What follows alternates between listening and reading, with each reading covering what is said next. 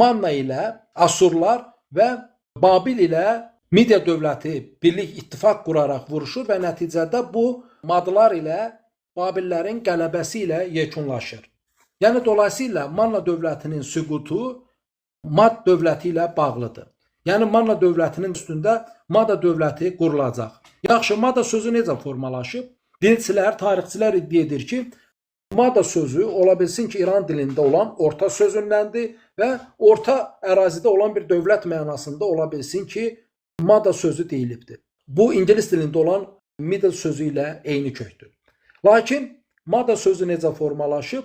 Türklər demək lider, qurtarıcı mənasında ma və ata sözünün birləşməsindən ma-ata sözünü formalaşdırıb onun tərs kombinasiyası kimi ata-man sözünü qeyd etmişdi. Demək ki, ma-ata və onun tərs kombinasiyası ataman.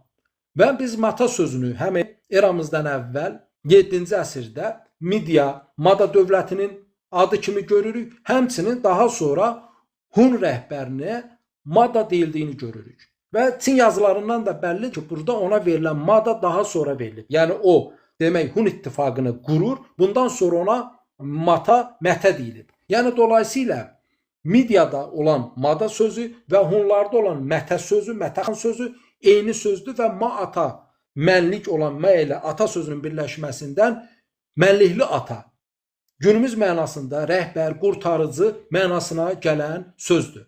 Və həmin ma-ata sözünün tərs kombinasiyası bizim qarşımıza ataman kimi çıxır və həmin ataman sözü Qazaxlarda hələ də rəhbər mənasında, başçı mənasında işlənir. Azərbaycan dialektində ataman sözü hələ də var. Tutaq birinə deyirsən, atamanlıq edirsən və həmçinin Mətənin atasının adı da o bəzən deyirlər Teoman xan, Tuman xan.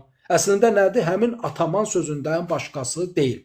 Və həmçinin Osmanlını quran Osman xan ki deyirik biz, ağız alışqanlığıdır. Əslində onun adı Osman yox, Otomandır. Gəlin fikir verək. Demək, Osmanın atasının adı Ertuğruldur.